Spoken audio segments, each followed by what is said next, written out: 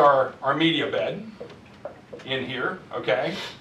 So we call the nomenclature for our PBS units is like a PBS-605, okay?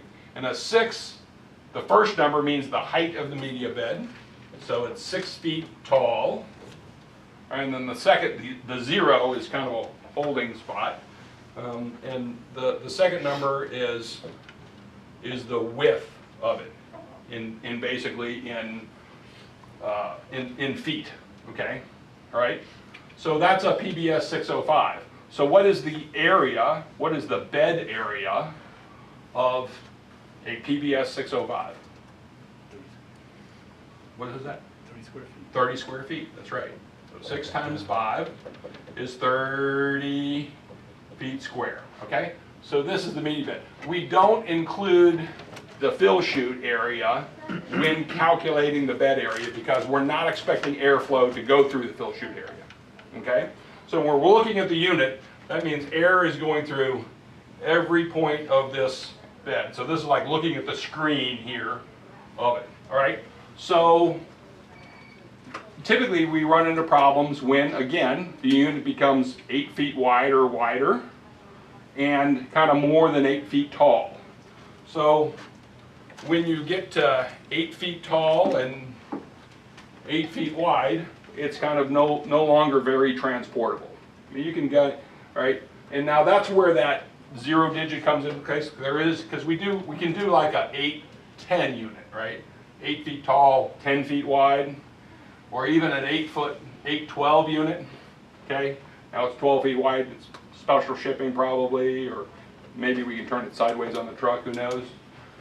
But generally we don't kind of go beyond an 8 by 8, okay? And in the case of, if we're gonna have the unit made in Asia, we're gonna stick to a 707, okay? 707, because that could fit in an ocean container, because this 7 plus a fill chute is really about 8, and a 40-foot high cube, a little bit taller unit, is a little over 8 feet tall, so this unit can slide in there, okay?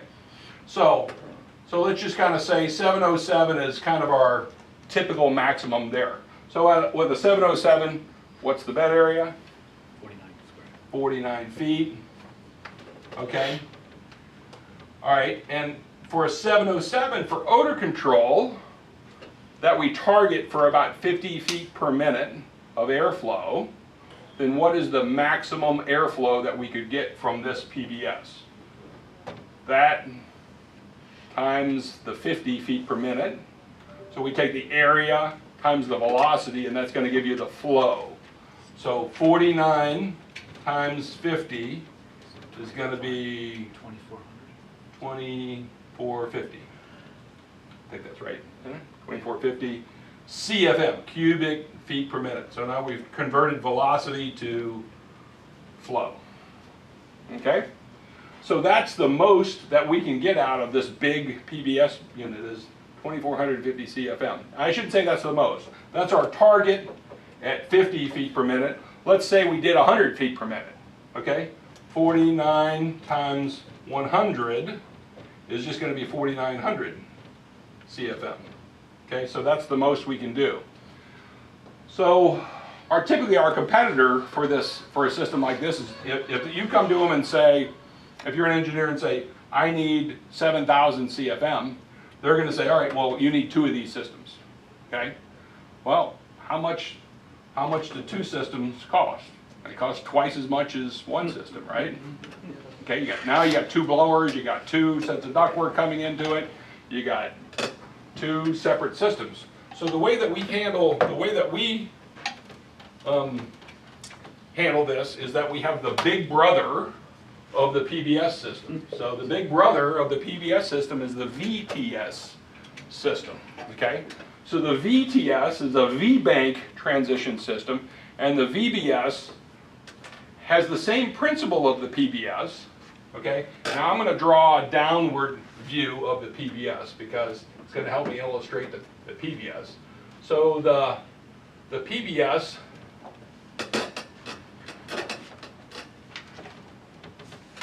going to look something like this, where we've got the media beds here, okay? So this is your roughing bed or your polishing bed, okay? And this air is hitting this bed perpendicularly, okay? Boom, it's coming right in at it, okay? So the principle behind the VTS is, let's turn this media bed at an angle, all right? And use the length of the unit, stretch the unit to be longer in order to get more bed area, okay? So a VTS might look something like this.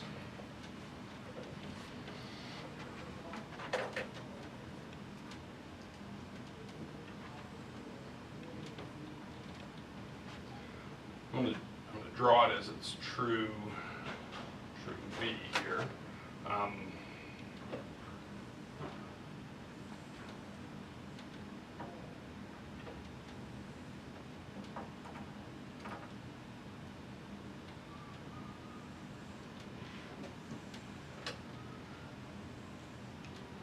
Okay, so now the air is going to come in. Half of it is going to split away over here. Half of it is going to split away here. And then it's going to hit, this is your roughing and your polishing. And then you've got a roughing and a polishing here. So it's going to come in and it's going to flow through the adsorbent media. Now it's still going to go through perpendicularly, but it's going to approach it at an angle. Okay? So you don't need a baffle on this then, right? We do, because this is a cutaway and you're going to have that same still fill chute with there as well. So you're going to have fill chutes on top of these media beds. Okay? So, and then the air is going to go through here. Okay, and then it's going to combine and that air is going to come out. Okay? So, why do we put it in a V instead of just turning them completely sideways like that? Okay, and the reason is this V shape means that we're going to get even pressure all the way through here. Okay, because as this air travels in, some of the air is going to leak through this amount of the adsorbent media. Okay, and then some of it's going to leak through this adsorbent media, and then whatever's left at the end is going to leak through. I shouldn't say leak through, kind of percolate through the adsorbent media here. So that V shape automatically makes sure that we get very even pressure drop through the adsorbent media. So the pressure drop should be the same here, here, here, here, and here. Okay? And also, obviously, the same for over here. Okay? And then it comes through. So now, what have we done? Well, what's our limitation? Well, if this is a top view, the unit still can only be kind of 8 or 10 feet tall, okay?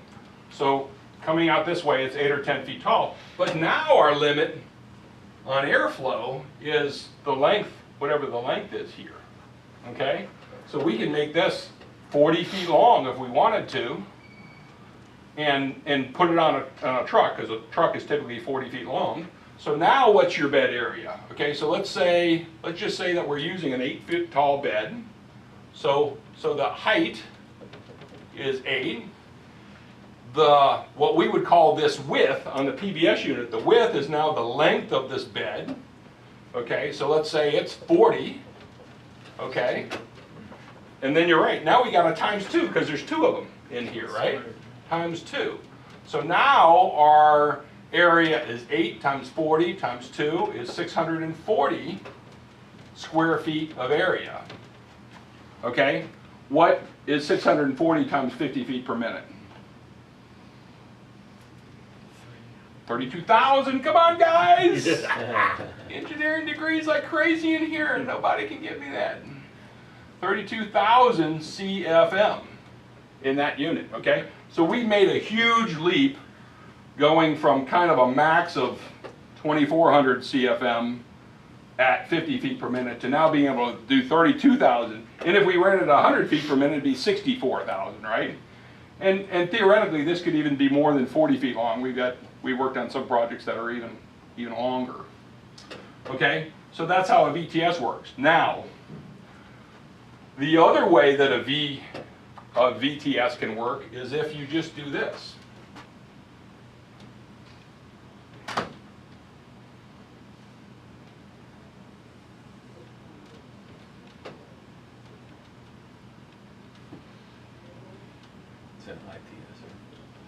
Yeah.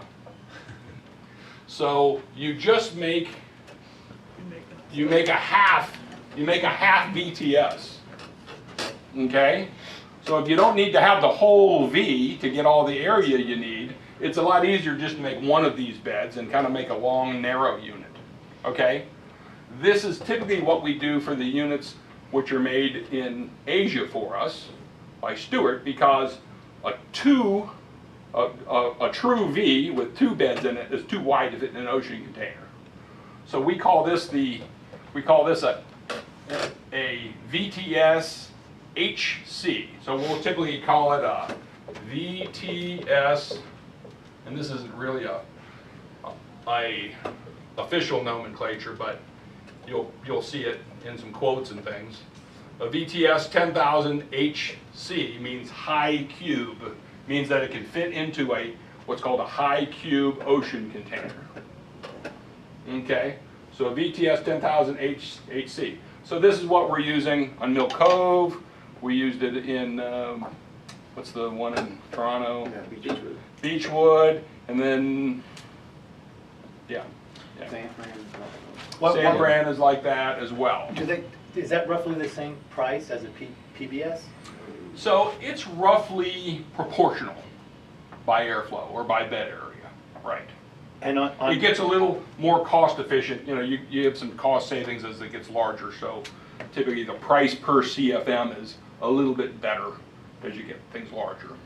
Where would the blower be on that? So the blower could either be, so taking, you know, the blower could either be an external blower that's out here, or we could theoretically have a plenum section built in here, and the fan would be in this plenum section, pulling the air through this area there. Didn't we do the plenum with Mill Cove because of the noise? I think we did. I think so. No, not on the VTS we didn't. On the PBS it's internal, but we didn't we did a sound enclosure over the blower on the VTS. So the deal with it is those blowers, because now we're talking really high airflows, so those are typically pretty big blowers. They're typically not easy to kind of fit into the unit there. So it would probably more likely do an external blower with that. Okay, so that's the VTS, and you know, so this design can be used. So if a PBS 707 can get us to 4,900, I mean to 2,400 CFM, then we're typically looking for the VTS to do, you know, anything above that. Okay, so when they're talking about yesterday Kevin was talking about the dual bed scrubbers that had it on the top and the bottom. This is what we recommend over those all day long, because this design is far superior to that. right. And you know, so you're still getting your dual beds as well, which is a space savings issue. You know, if we do the full V in there, we've got a bunch of projects that we're doing now with the full V. But now you can access the media, you can have multiple media beds, etc. And there's a ton of reasons why it's a better system.